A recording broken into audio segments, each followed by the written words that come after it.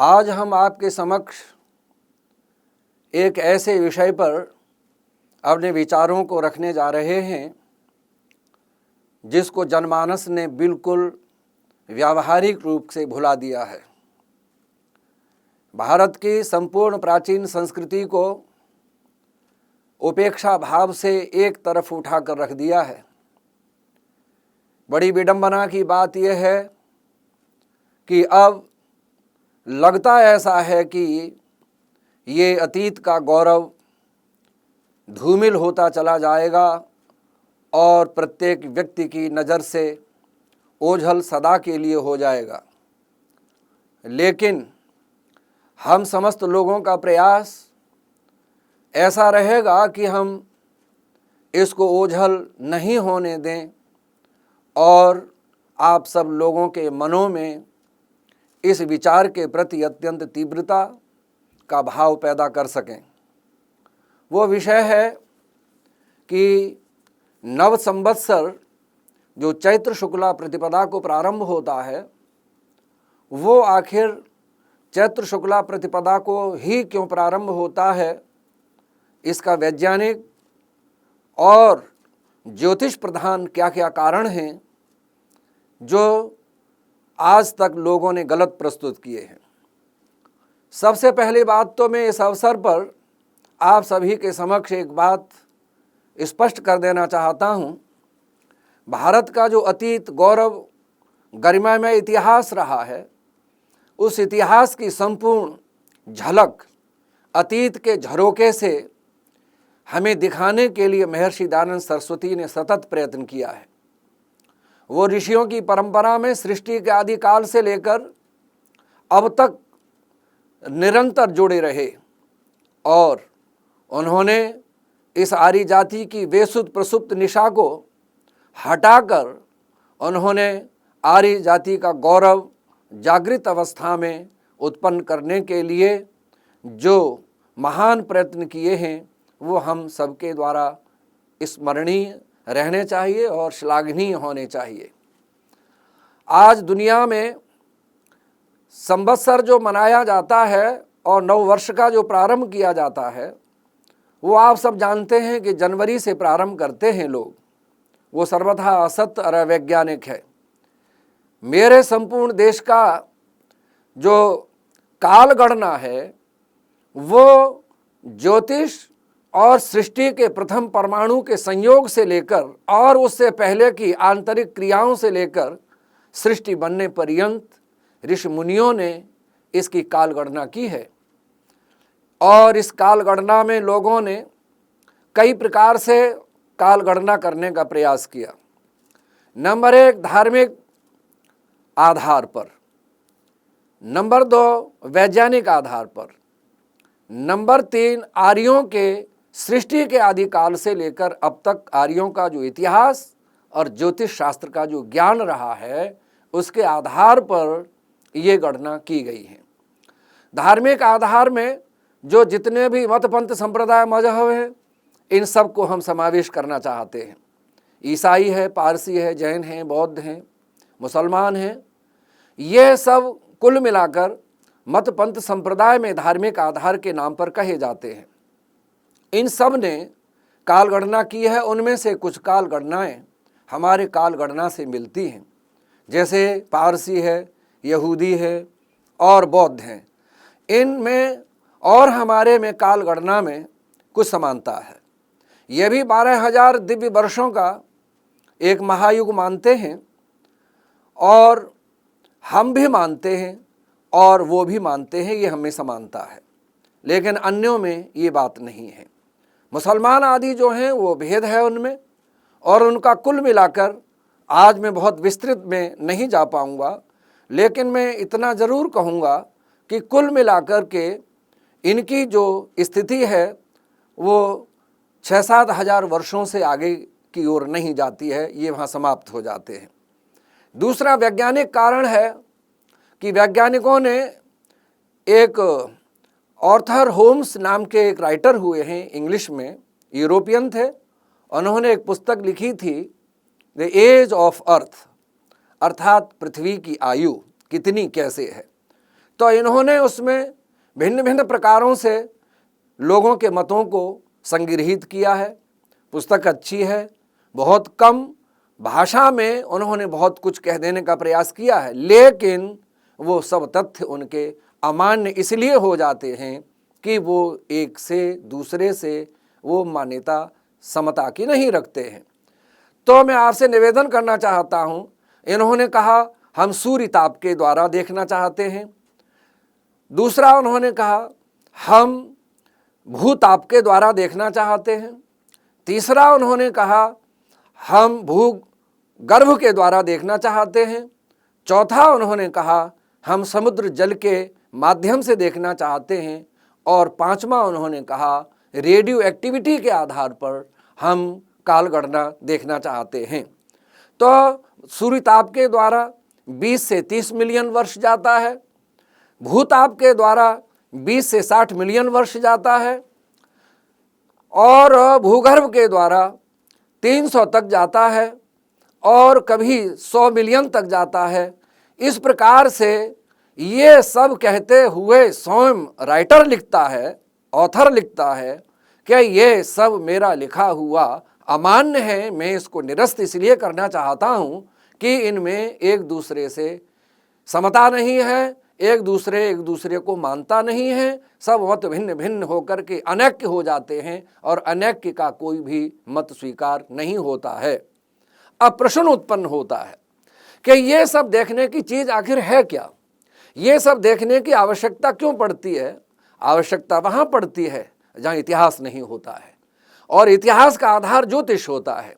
इतिहास को मुझे गर्व है इस बात को कहने में, अत्यंत प्रसन्नता भी है मुझे इस बात को कहने में कि मेरे महर्षि दयानंद सरस्वती ने सृष्टि के आदिकाल से लेकर जब से ये सृष्टि बनी थी तब से लेकर आज तक के इतिहास को उन्होंने हम लोगों के समक्ष रखा और केवल समक्ष नहीं रखा अपितु उसमें छिपी हुई आत्मा को उन्होंने हमारे सामने प्रकट करने का प्रयास किया है, आत्म गौरव जगाने के लिए। आप जानते हैं सभी कि एक आर्य लोग, जिसको आज वर्तमान में हिंदू कहा जाता है, वे प्रत्येक अपने कार्यों को करने के प्रारंभ में अथवा संस्कारों को करने के प्रारंभ में अथवा यज्ञादि को करने में वे एक सर्वप्रथम संकल्प का पाठ करते हैं। और वो संकल्प सुनिए आप सब कैसा है। ओम तत्सत श्री ब्रह्मणो द्वितीय प्रहरार्धे वैवस्वते मन्वंतरे अष्टाविंशतितमे कलयुगे कल प्रथम चरणे। हम इतना ही समय बोलेंगे, अर्थात ब्रह्मा के इस दिन में तत्सत श्री ब्रह्मणो द्वितीय प्रहरार्ध है, ये द्वितीय प्रहर चल रहा है, अर्थात इसका एक प्रहर समाप्त हो चुका है। जैसे कि आप सब जानते हैं कि दिन के 4 प्रहर होते हैं, उसी प्रकार से इस सृष्टि रूपी ब्रह्मा के दिन के भी 4 प्रहर होते हैं। पहला प्रहर समाप्त हो चुका है, दूसरा प्रहर ये चल रहा है और उसके आधे में हम लोग पहुंचे हैं। यानी अगर हम यूँ कहना चाहें कि पहला प्रहर यदि 9 बजे समाप्त हो सृष्टि की घड़ी में, तो दूसरा प्रहर 12 बजे समाप्त होगा। तो ये 9 से आगे चल तो दिया है लेकिन 12 तक अभी नहीं पहुंचा है, तो हम कह सकते हैं कि सृष्टि की घड़ी में 10:30 बजे है और 10:30 बजे ये द्वितीय प्रहर का अब मध्यम है, यानी इसका आधा भाग हम भोग रहे हैं। द्वितीय प्रहरार्ध है और इसको कहा वैवस्वते मन्वंतरे। वैवस्वत मन्वंतर में 28वें कलयुगे 28वें 28वें युग में यह है कलयुग चल रहा है और उसका प्रथम चरण है कलयुग का। इसका क्या मतलब हुआ? यह बड़ा स्पष्ट है कि यह वो संकल्प है मेरे भद्र पुरुषों, मैं है आर्यों में तुमसे गौरव जगाना चाहता हूं। ये वो संकल्प है जो सारी दुनिया की मान्यताओं को उठाकर और उनके दिए गए कैलकुलेशन को और उनके विचारों को ध्वस्त कर देता है और भीतर से आत्मभावन की प्रक्रिया को जगाता है। इस पर ऋषि लिखते हैं कि हम लोग आर्य लोग सृष्टि का आदिकाल से लेकर अब तक आबाल वृद्ध प्रत्येक बालक और वृद्ध की युवा की जीवा पर यह संकल्प विराजमान है। हम एक एक दिन घटाते चले आते हैं और एक एक दिन बढ़ाते चले आते हैं। ये हमारी जिह्वा पर नृत्य करता है संकल्प, और इसको मिटाने का सामर्थ्य किसी में नहीं है। क्योंकि ऋषि लिखते हैं कि जो इतिहास जवान पर आ जाता है और जवान पर संपूर्ण गणनाएं उसकी सुरक्षित रह जाती हैं, उसको भिन्न भिन्न वैज्ञानिकों अथवा भिन्न भिन्न विद्वानों के विचार जो उनकी कल्पना पर अथवा बौद्धिक क्षमता पर आधारित रहते हैं, तत्वों की विवेचना पर, वे सब अमान्य हो जाते हैं। ऋषि कहते हैं इसको मिटाने का और इसको बिगाड़ने का सामर्थ्य किसी में नहीं है। ये बात ऋषि ने कहकर इस संकल्प से इस सृष्टि की गणना का आधार बनाना शुरू किया। अब मैं आपसे निवेदन करना चाहता हूं, ये वैवस्वत मनवंतर है। इसका क्या मतलब है कि वैवस्वत मनवंतर में 28-27 चतुर्युगी, जिसको युग नाम से कहते हैं, वो बीत चुकी हैं और 28वीं चतुर्युगी चल रही है। 28वें चतुर्युगी में भी कलयुग का ये प्रथम चरण है और इसमें 28 चतुर्युगी में द्वापर, त्रेता और सतयुग, ये 3 बीत चुके हैं। ये चौथा कलयुग का प्रथम चरण चल रहा है।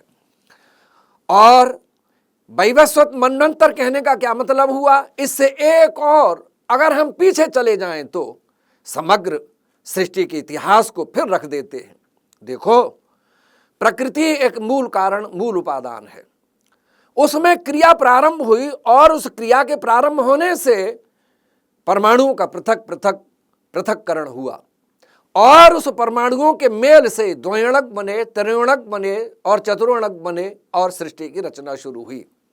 वहां से चलते हुए भिन्न भिन्न रचनाएं हुई, अर्थात आकाश से वायु की उत्पत्ति हुई, वायु से अग्नि की उत्पत्ति हुई, अग्नि से जल की उत्पत्ति हुई, जल से पृथ्वी की उत्पत्ति हुई, पृथ्वी से वनस्पति बनी और वनस्पति के बाद पशु पक्षी बने, पशु पक्षियों के बाद मनुष्य बना।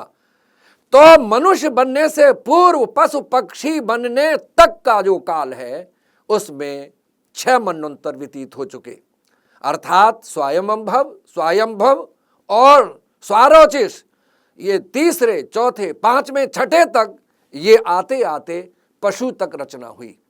पशु की रचना के बाद ये अंतिम में मनुष्य पैदा हुआ। इसका कारण क्यों हुआ, ये वैज्ञानिक विवेचन में साइंटिफिकल बेस पर यदि समय रहा तो मैं करूँगा, नहीं तो फिर कभी आप सब लोगों के सामने रखने का प्रयास करूँगा। आज मेरा जो मुख्य विषय है वो दूसरा है। अब प्रश्न उत्पन्न होता है कि ये एक चतुर्युग क्या है? ये चतुर्युगी जो है एक महायुग। महायुग किसको कहते हैं? 12,000 दिव्य वर्षों का एक महायुग होता है। एक दिव्य वर्ष में हमारे 360 वर्ष होते हैं। एक दिव्य वर्ष में 360 वर्ष होते हैं। 12,000 दिव्य वर्षों में 43,20,000 वर्ष होते हैं। ये महायुग की संख्या है। अगर इस पर हम 3 शून्य रख दें तो कल्प का समय आ जाता है। नाउ द क्वेश्चन इज, प्रश्न ये है कि 43,20,000 वर्ष ये कैसे हुए? तो मैं आप सब लोगों से ये निवेदन करना चाहूंगा कि हमारे यहाँ पर सृष्टि के आदिकाल से लेकर अब तक भिन्न भिन्न महान ज्योतिषी इस दुनिया में हुए हैं। और एक ज्योतिषी हैं जो मुझे स्मरण आते हैं और जिनको मैंने अच्छी तरह पढ़ा है, प्रसिद्ध महान ज्योतिषी शंकर बालकृष्ण दीक्षित। ये बहुत बड़े ज्योतिषी हुए हैं, बहुत बड़े ज्योतिषी हुए हैं। इन्होंने अपनी एक पुस्तक में लिखा कि प्रथम आर्यभट्ट के हिसाब से, प्रथम आर्यभट्ट के हिसाब से समस्त ग्रह, ग्रह से अभिप्राय सूर्य, चंद्र, मंगल, बृहस्पति, बुध, शुक्र से है, ये समस्त ग्रह एक युति में थे। कली के प्रारंभ में, यानी कलियुग के प्रारंभ में समस्त ग्रह एक युति में अर्थात एक स्थान पर थे। लेकिन एक ब्रह्मगुप्त और दूसरे आर्यभट्ट के मतानुसार समस्त ग्रह एक स्थान पर थे कल्प के आरंभ में।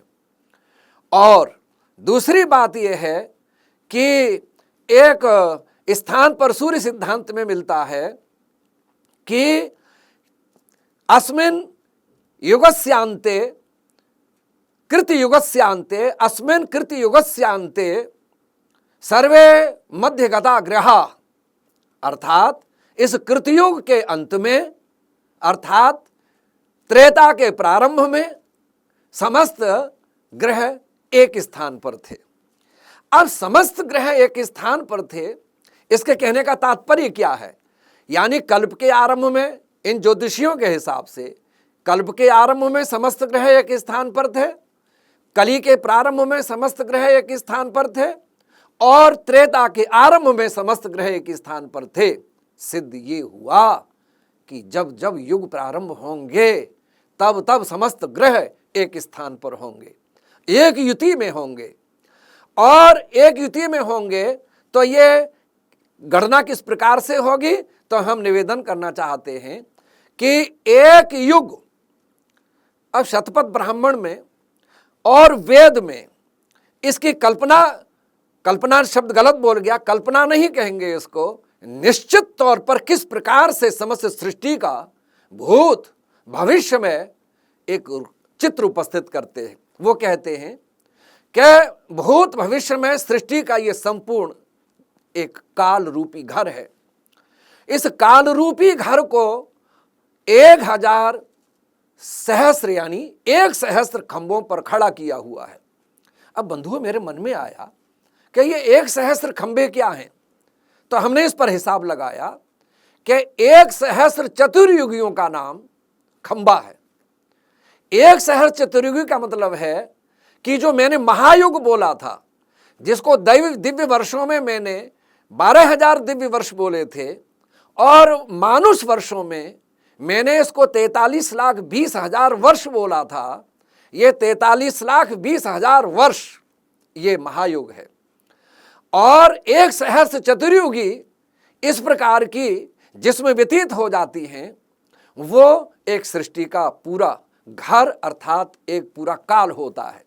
अब 43,20,000 पर आप 1 सहस्र चतुर्युगी को अगर हम विचार करें तो क्या इसकी गणना आती है? तो सीधी गणना आती है 4 अरब 32 करोड़ वर्ष की गणना आती है।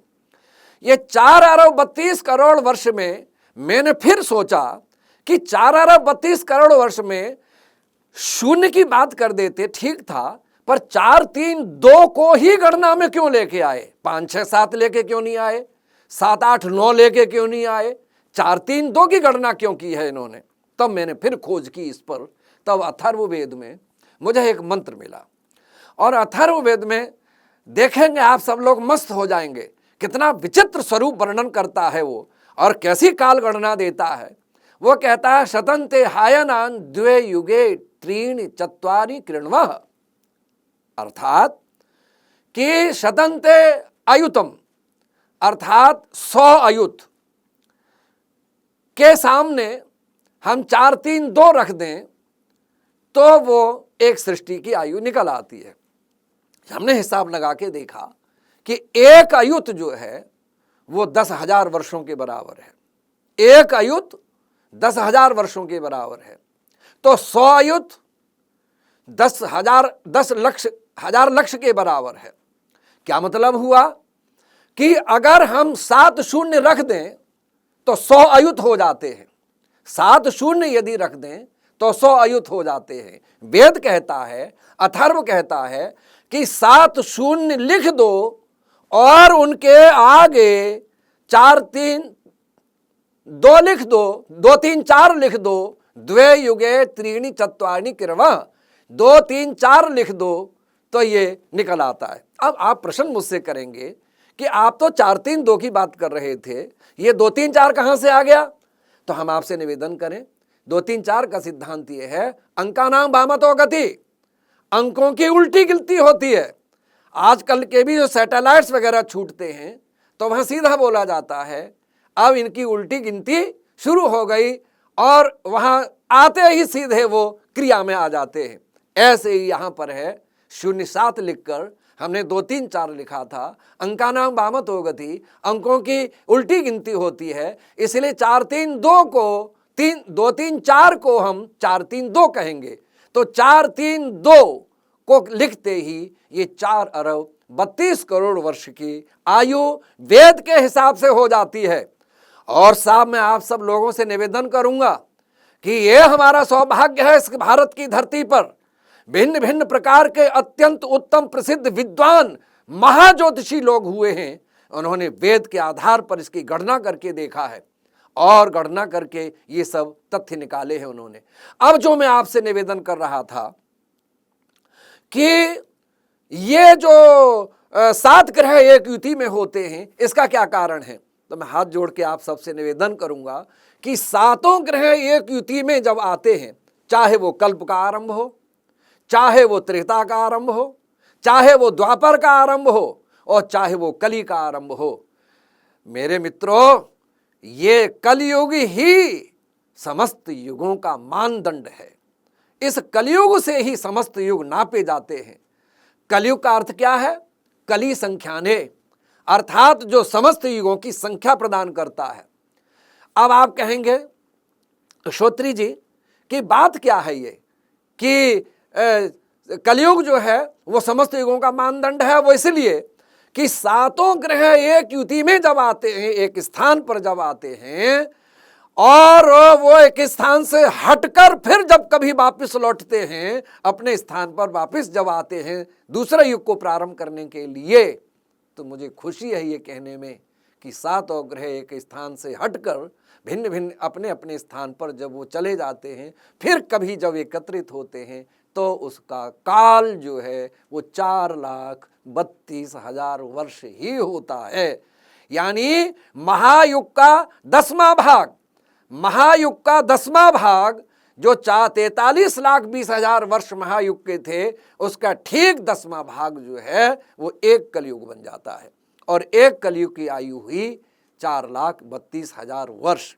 तो ज्योतिषियों को आप धन्यवाद देंगे कि जिन्होंने हमें ये बताया कि 7 ग्रह एक युति में आकर कल्प के आरंभ में है। अब हम कल्प का आरंभ कहें तो भी मित्रों कली का आरंभ है, अगर हम द्वापर का त्रेता का आरंभ कहें तो भी कली का आरंभ है, यदि हम त्रेता का आरंभ द्वापर का आरंभ कहें तो भी कली का आरंभ है, और कली का आरंभ कहें तो भी कली का आरंभ है, क्योंकि कली ही है। अब जिस ज्योतिषी ने जब जब देखा सो उसका वर्णन कर दिया। किसी ज्योतिषी ने कल्प का आरंभ की गणना की तो उन्होंने कल्प के आरंभ की बात कर दी, किसी ने द्वापर में देखा तो द्वापर की चर्चा कर दी, किसी ने त्रेता में देखा तो त्रेता की कल्पना कर दी, किसी ने कली में देखा तो कली की गणना कर दी। मैं कहना चाहूंगा कि 4,32,000 वर्ष का जो ये कलयुग है, जब इसको हम 4 गुना कर देते हैं तो ये कृतयुग बन जाता है, जब इसका हम तिगुना करते हैं तो त्रेता बन जाता है, जब इसका हम दूना करते हैं तो द्वापर बन जाता है, और जब एक ही रहता है अपने अस्तित्व में तो ये कली कहलाता है। अर्थात वो घटना जो मैंने 4,32,000 वर्ष के बाद समस्त ग्रहों का एक युति में होना जो मैंने बताया था, एक युग में 4 बार घट जाती है वो कृतयुग, जिसमें 3 बार घट जाती है वो द्वापर वो त्रेता, जिसमें 2 बार घटती है वो द्वापर, जिसमें एक बार ही रह करके कलयुग समाप्त हो जाता है वो कली कहलाता है। मेरा अभिप्राय यह है क्या इन युगों के नाम भी आपने कहीं पढ़े देखे वेद में?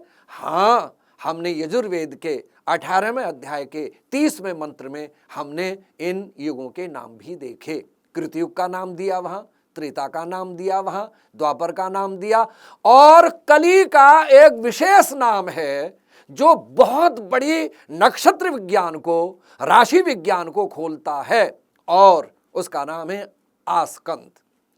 आस्कंद को वो कली कहता है। अब आस्कंद क्यों है तो हम निवेदन करेंगे, आमानी सब ओर से, जो इस छोर से उस छोर तक सबको छूता रहता है, अर्थात जिसके बिना कहीं पर भी कोई गणना नहीं होती। संपूर्ण काल रूपी घर में, अर्थात सृष्टि के ब्रह्म दिन में, जो अपने अस्तित्व को समस्त युगों में और महायुग में बनाए रखता है, ऐसे को आस्कंद के नाम से कहते हैं। एक नाक्षत्रिक विज्ञान का इसमें वर्णन है, वो आज हम नहीं कर पाएंगे, लेकिन हम इतना जरूर कहना चाहेंगे कि ये घटना घट जाती है 4,32,000 के बाद, ये निरंतर 4-3-2 में बदलता चला जाता है।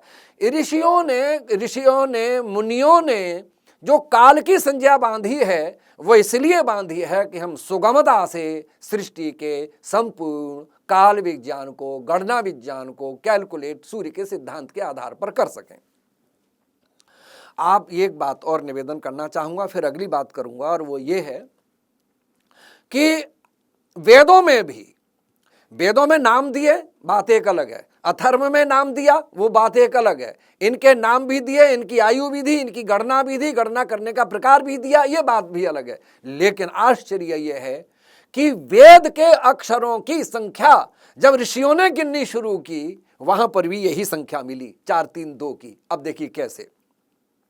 ऋग्वेद के 12,000 अक्षरों में अगर हम बृहति छंद बनाए और एक बृहति छंद 36 का होता है, तो इस हिसाब से उतनी संख्या एक महायुग की आती है, 43,20,000 वो बन जाते हैं। इधर यजुर्वेद और सामवेद में इनकी संख्या को यदि हम जोड़ते हैं, दोनों को 8,000 और 4,000 मिलाकर, तो 12,000 बन जाती है। और इनके जब छंद बनाते हैं तो वो भी 43,20,000 बनते हैं। क्या मतलब हुआ? 43,20,000 यह महायुग की संख्या है। और यदि मैं गहरा जाना चाहूं तो इनके यदि हम पंक्ति छंद बना दें इनके, तो ये संख्या 10,800 बन जाती है। 10,800। ये 10,800 क्या है? तो मैं खुश होऊंगा कहने में कि एक वर्ष में 360 दिन होते हैं। एक वर्ष में, मानुष वर्षों में 360 दिन होते हैं। 360 दिन में एक दिन 30 मुहूर्त का होता है। 360 को 30 मुहूर्त से गुणा कर दो, 10,800 मुहूर्त हो जाते हैं। हाँ ठीक है, 10,800 मुहूर्त हो जाते हैं। मेरे कहने का तात्पर्य क्या है कि वेद ने अपने अक्षरों के हिसाब से महायुग की संख्या भी बतला दी, वर्षों की संख्या भी बतला दी, और मुहूर्त में दिन की भी संख्या बतला दी, और सारे वर्ष के दिनों की संख्या बतलाते हुए मुहूर्त की संख्या भी बतला दी। इस प्रकार का विचित्र विवेचन आपको कहीं नहीं मिलेगा। ये वैज्ञानिक विवेचन मेरे महाविद्वान, महायोगी महर्षि याज्ञवल्क्य जी महाराज ने अपने शतपथ ब्राह्मण में इसको लिखा है। अब आप एक आश्चर्य और करेंगे साहब, और वो क्या है कि सूर्य सिद्धांत हमारे यहाँ एक बहुत बड़ा ग्रंथ है जो वैज्ञानिक गणना, काल गणना को प्रस्तुत करता है। वहां लिखा है, त्रिंशित कृत्वा भानाम चक्रम परिलंबते, 156 में है। अर्थात त्रिंशित कृत्वा का अर्थ है त्रिमानी 3, शतमानी शत, अर्थात 3 को 100 से गुणा कर दो 300 बार। कृत्वा करके, भानाम यानी भचक्र का अर्थ है राशि चक्र को 300 बार। अर्थात अब ध्यान दीजिए कि 27 विषुवत रेखा से 27 अंश हटकर ये चक्र राशि का 27 अंश हटकर पश्चिम में जाता है, और पश्चिम में जाकर के फिर वापस अपने स्थान पर लौटता है, और लौट करके फिर वह पूरब में जाता है, और पूरब से फिर वापस लौटता है। इस प्रकार 300 बार तो ये पश्चिम में जाता है विषुवत रेखा से 27 अंश हटकर, और विषुवत रेखा से लौटकर 27 अंश हटकर फिर ये पूरब में जाता है। तो ये इनके आने और जाने की जो गति है, जो प्रक्रिया है, वो कितनी बार होती है? तो कह रहे हैं 300 बार। ये सूर्य सिद्धांत कहता है त्रिंशित कृत्वा। 300 बार ये पूरब में जाता है और 300 बार ये पश्चिम में जाता है। इस प्रकार कुल मिलाकर 600 बार ये आना और जाना इसका होता है। अब 600 बार को यदि देखें तो हम इसको कली पर लगाते हैं। ये 600 बार की गणना जो है उतनी ही हो जाती है जितनी की महायुग की होती है। अब इसको हम कली पर लगाते हैं। महायुग का 10वां भाग कली है, तो 300 बार पूरब में गया, 300 बार पश्चिम में गया तो 300 का 10वां हिस्सा 30 होता है, पूरब का 300 का 10वां हिस्सा पश्चिम का होता है, वो 30 होता है। अर्थात कली जो है वो 30 बार चलता है, 30 बार पूरब में चलता है, 30 बार पश्चिम में चलता है। इस हिसाब से यदि हम 30 बार को, अब मैं गणना दे रहा हूं, जरा कैलकुलेशन देखिए, 30 बार को यदि हम बार को 1 महीना मान लें, 30 बार को यदि 1 महीना मान लें, तो एक बार को हम 1 दिन मानेंगे और इस हिसाब से ये चक्र पूरा का पूरा चलता रहता है। नाउ अब आपसे प्रश्न है कि आप मुझसे ये पूछने के हकदार हैं कि श्रोत्री जी आप ये बता दीजिए कि इस विषय में आपके पास प्रमाण क्या है? वर्तमान के इर्द गिर्द का कोई प्रमाण आपके पास है जो ये सिद्ध कर सके कि ये सातों ग्रह एक युति में इस प्रकार की काल गणना दे पा रहे हैं? तो हम निवेदन करना चाहेंगे आपसे, एक पश्चिम के यूरोप के बहुत बड़े एक ज्योतिषी हुए हैं, ज्योतिष शास्त्र के पंडित हुए हैं, उनका नाम था ज्योतिर्विद वैली। उस वैली ने एक किताब लिखी है और उस किताब में लिखते हुए वो गणना करते हैं, जब तो गणना करते समय लिखते हैं जो मैंने आपसे निवेदन किया था, क्या कली के आरंभ में समस्त ग्रह एक युति में थे। वो लिखते हैं कि कली का प्रारंभ जब हो रहा था, मुझे याद आ रहा है उन्होंने जो लिखा है उसको मैं इंग्लिश में कोटेशन के रूप में बोलने का प्रयास करता हूं। The astronomical calculation of the Hindus, the present period of the world, Kaliyuga commenced 3102 years before the birth of Christ on 20th February 2 hours 27 minutes and 30 seconds. The time thus being calculated to minutes and seconds. They says the conjunction of the planets then took place. Their table also show this conjunction of the planets. It is natural to say that the conjunction of the planets then took place. The calculation observation of the Brahmins is so exactly correct that our observation of the tables show this calculation also. अर्थात के कली के प्रारंभ में जब कलयुग प्रारंभ हो रहा था तो ये संपूर्ण कलयुग का काल एक युति में थे सारे, और 20 फरवरी को 2:27 पर कलयुग प्रारंभ हुआ। ये वो अपनी बात नहीं कह रहे हैं, ये मेरे देश में उत्पन्न हुए, आर्यावर्त में उत्पन्न हुए ब्राह्मण पंडितों की चर्चा की वो करते हुए हमारा गौरव जगा रहे हैं कि वो ब्राह्मणों ने 20 फरवरी को 2:27 पर कलयुग का प्रारंभ होना देखा, और उस समय उन्होंने लिखा है कि उनके समस्त ग्रह एक युति में एक स्थान पर थे।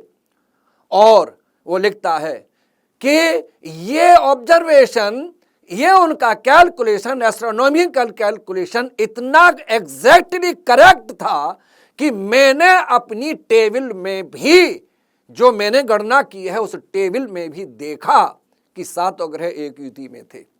इसका क्या मतलब हुआ कि ये सृष्टि के उस परमाणु से लेकर प्रथम प्रारंभ से लेकर पशु पक्षी तक बनने तक ये काल इन योगों की गणना पर चलता रहा, और जब चलता रहा और रचना हुई और वैवस्वत मनु में जब मनुष्यों की उत्पत्ति हुई और इस सब गणना का प्रारंभ हुआ, अब मैं धारा को बदलना चाहता हूं। तो उस समय पर इस दुनिया में क्या थी, तो ऋतुओं का वर्णन सब हमारे शास्त्रकारों ने किया है। तो वहां से कहां से, तो वो लिखते हैं ऐसा हवा प्रथमा रात्रि यत फाल्गुनी पौर्णमासी। इस दुनिया में सबसे पहली जो पौर्णमासी बनी है वो क्या चीज है, वो कौन थी, उसका नाम क्या था? तो शतपथ ब्राह्मणकार लिखता है, याज्ञवल्क्य महर्षि लिखते हैं कि संवत्सर की प्रथम पौर्णमासी जो थी फाल्गुनी पौर्णमासी थी। अर्थात अब तक जो रचना हुई यहां से मनुष्यों का व्यवहारिक संवत्सर काल प्रारंभ होता है और उसकी पहली पौर्णमासी फाल्गुनी पौर्णमासी है। अब प्रश्न उत्पन्न होता है कि फाल्गुनी पौर्णमासी तो है, लेकिन इसकी ऋतु कौन सी थी? तो फिर उन्होंने कह दिया कि समस्त ऋतुओं का मुख बसंत है, अर्थात बसंत संपात होता है। और इसी बसंत में एक बात संकेत रूप में इशारा कर देना चाहता हूं। याज्ञवल्क्य ने लिखा अपने शतपथ ब्राह्मण में, साहब मैं आप सबसे निवेदन करूंगा मेरे इस कथन को आप सब लोग बड़े व्यावहारिक रूप से ग्रहण करने की कोशिश करेंगे। वो कहते हैं कि बसंत में ही प्रभु ने संवत्सर चलाने के लिए अग्न्याधान किया था। अग्न्याधान बसंत में हुआ था और बसंत से ही अग्न्याधान की प्रक्रिया अग्नि से शुरू होकर के संपूर्ण ऋतुओं के मुख में से, जो बसंत मुख है ऋतुओं का, वहां से समस्त ऋतुएं भिन्न भिन्न अग्नि के चक्र से निकलती चली गई।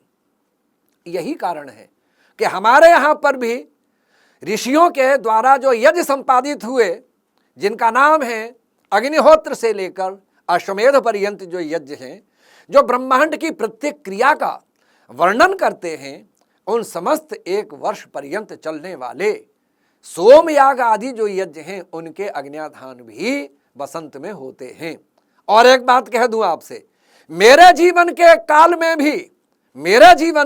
में भी मेरे माता पिता रूप जो मेरे आचार्य हैं अथवा मेरे माता पिता हैं, वे भी मेरे जीवन में बसंत में ही अग्न्याधान करते हैं। मेरे जीवन में, बालक के जीवन में बसंत में अग्न्याधान करने का तात्पर्य क्या हुआ कि अग्नि का आधान करते हैं वो, अर्थात बालक का उपनयन संस्कार होता है और वेदारंभ संस्कार होता है। इसको शास्त्रों में अग्न्याधान के नाम से कहा है। जो गायत्री रूपी अग्नि है उसका आधान किया जाता है। और आप जानते हैं आधान कहाँ होता है? पृथ्वी पर आधान होता है। तो बसंत में अग्न्याधान हुआ, बसंते अग्न्याधानम, बसंत में अग्न्याधान होता है। अब आप कहेंगे कि बसंत में अग्न्याधान होता है तो ये अग्नि का क्रम कैसे चलता है? अग्न्याधान होकर अग्नि जब आगे चलती है तो उसी अग्नि के बसंत के मुख में से अग्नि चक्र के द्वारा ग्रीष्म ऋतु का उत्पन्न होना होता है और ग्रीष्म ऋतु से उसी अग्नि चक्र के परिवर्तन से वर्षा ऋतु का आगमन होता है और उसी अग्नि के चक्र से वर्षा ऋतु के बाद शरद ऋतु आती है, शिशिर आती है, हेमंत आती है और ये शीत ऋतुओं का परिवर्तन चलता हुआ आता है और अंत में फिर बसंत आ जाता है। और मैं आप सबसे बड़े उद्गार के साथ, भावना के साथ, गौरव और गरिमा में भाषा में ये कहना चाहूंगा, आज का संवत्सर भी चलते चलते मुझे अपनी अग्नि के आधान का और लौटकर उस चक्र पर अग्न्याधान, अग्नि समाप्त होने के चक्र को सीधा सीधा बता देता है। अब देखिए कैसे आप देखते हैं बसंत में, फाल्गुन मास में आकर बसंत जब आता है तो समस्त वृक्षों के पत्ते गिर जाते हैं और धीरे से भीतर से नए नए पत्तों का आगमन होता है। उन नए नए पत्तों के आगमन के साथ पुष्प भी आते हैं और पुष्पों के साथ फल भी आते हैं। कहीं पुष्प आते हैं, कहीं फल आते हैं, कहीं बिना पुष्पों के फल आते हैं, कहीं फलों के सहित पुष्प आते हैं। ये सब प्रक्रिया इसमें चलती है। यानी ये सृष्टि पुरातन भाव को छोड़कर नूतन भाव को स्वीकार कर लेती है। ये क्यों है? ये इसलिए है, बसंत में जो अग्न्याधान हुआ था और जो संवत्सर का यज्ञ चला था, वो संवत्सर का यज्ञ चलते चलते बसंत में अग्न्याधान के बाद बसंत पर समाप्त हो रहा है। अर्थात पुरानी अग्नि अब जा रही है और नई फिर अग्नि का आधान हो रहा है और वो आ रही है। इसमें देर और समय पश्चिता यानी टाइम लैग कोई नहीं है। विदाउट एनी टाइम लैग ये अग्नि का आगमन और पुरानी अग्नि का प्रस्थान होता है। यही कारण है कि ये वर्ष निरंतर चलता है। इस वर्ष को ही संवत्सर कालाग्नि के नाम से ब्राह्मण ग्रंथों में कहा है। संवत्सर की कालाग्नि है और इसी संवत्सर को यज्ञ के नाम से कह दिया। संवत्सरो यज्ञो वै संवत्सरः, संवत्सरो हो वै यज्ञः। अर्थात ये संवत्सर है, यही यज्ञ है जो अग्नि के भिन्न भिन्न चक्रों से निकलता चला आता है। और इस बसंत में आकर ये चलता है। फाल्गुनी पौर्णमासी बसंत की प्रथम रात्रि है, जो संवत्सर की पहली पूर्णमासी है। मैं आपसे एक बात और कहना चाहूंगा, इस अवस्था में यहां तक आने में जो पशुओं की रचना हुई है, ये फिर बताऊंगा कि पहले अग्नि क्यों बनी, वायु क्यों बनी, अग्नि क्यों बनी, जल क्यों बना, पृथ्वी क्यों बनी, फिर वनस्पति क्यों बनी, फिर पशु पक्षी क्यों बने। ये भी एक वैज्ञानिक इसी अग्नि के चक्र के आधार पर ये सब विवेचन बहुत महत्व रखता है, जिसको प्रभु कृपा करें तो फिर कभी आकर के आपके सामने रखने का प्रयास करूंगा। लेकिन आज मैं सिर्फ इतना कहना चाहूंगा कि मैंने जो आज 2077 के अंत में, जैसे मेरे ज्योतिषियों ने कहा कि इस युग के अंत में, और उसका कहने का मतलब है नव युग के प्रारंभ में, जैसे समस्त ग्रह एक युति में होते हैं, ऐसे मैं भी अपने भाषण को कह रहा हूं। मैं प्राचीन संवत्सर जो 2077 था, विक्रमी संवत था, उसके अंत में और 2078 के नए संवत्सर के आगमन के प्रारंभ में मैंने ये विज्ञान परक गणितीय व्याख्यान आपको दिया है। और इस गणितीय व्याख्यान में मैं ये कहना चाहूंगा कि पौर्णमासी के बाद ये अमावस्या की ओर चल देता है, इसकी कलाएं घटनी शुरू हो जाती हैं। ये सब उत्सव का काल है, यहां से हम संभलना शुरू हो जाते हैं और चैत्र शुक्ला प्रतिपदा से नए फिर प्राण का प्रारंभ होता है और वहीं से नव संवत्सर का प्रारंभ होता है। मैं समझता हूं, जैसे मैंने कहा था कि समस्त ये कली के प्रारंभ में जब थे तो मेष राशि में, महाभारत में भी लिखा है मेष राशि में समस्त युग थे। आज मुझे सौभाग्य ये प्राप्त हो रहा है कहने का कि कल से जो नव संवत्सर प्रारंभ होगा उसका नाम है आनंद संवत्सर, और उसकी जो राशि है वो भी मेष राशि है। और क्या सौभाग्य है कि बसंत के इस आगमन में हमारे वेद में लिखा है गोधूम भी, गेहूं भी आ गए, यव भी आ गए, और ये मूंग भी ये अन्य सब उत्पन्न हुए, अन्न भी आ गए। अरे क्या बात है, नए अन्न के साथ, नई वनस्पतियों के साथ, नए पशु पक्षियों के शरीरों के साथ, नई नूतन सृष्टि के साथ आज हम यहां पर पहुंचे और कल से नव संवत्सर का प्रारंभ करेंगे। वो कौन सा ऐसा सौभाग्य का दिन होगा जब मेरे भारतवर्ष के लोग अपने इस वैज्ञानिक इस सृष्टि क्रम को, काल गणना के क्रम को स्वीकार करते हुए ये स्वीकार करेंगे। इसीलिए आज मैं धन्यवाद करता हूं कि आर्य संदेश टीवी ने जो आग्रह करके ये व्याख्यान नव संवत्सर के प्रारंभ होने में, आनंद संवत्सर के प्रारंभ होने में आज दिलवाया है। अब आपसे एक बात और निवेदन कह के समाप्त करने की चेष्टा करता हूं कि संवत्सर क्या चीज है। जिस कालाग्नि से संवत्सर में कुछ चीजें बसती हैं, इसीलिए संवत्सर का अर्थ है सममानी निरंतर क्रम में इकट्ठी होकर कुछ चीजें जिसमें बसती हैं, उसी का नाम संवत्सर कहा जाता है। दिन बसता है, एक दिन से बसने से रात बसती है, जिसमें रात और दिन मिलकर पक्ष बनते हैं, पक्ष जिसमें बसते हैं, पक्ष से पक्ष मिलकर एक मास बनता है। चूंकि दो पक्ष होते हैं, एक उजाला पक्ष है, एक अंधेरा पक्ष है, इन दोनों पक्षों को मिलाकर एक मास बनता है। ऐसे दो मास मिलाकर एक ऋतु बनती है और ऐसे ऋतुओं को मिलाकर एक वर्ष बनता है।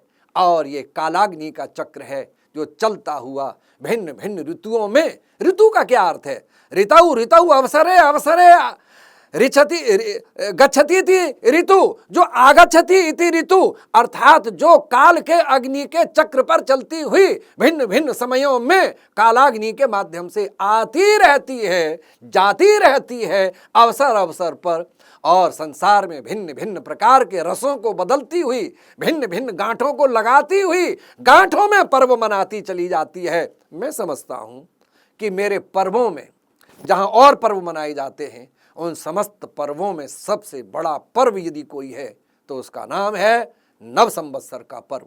इसी दिन विक्रमी ने, विक्रम जो राजा था उसने अपना संवत्सर चलाया। अन्य स्थानों पर भी जो समझदार विद्वान लोग थे, अपने प्रभाव से उन्होंने अपने संवत्सर को चलाया।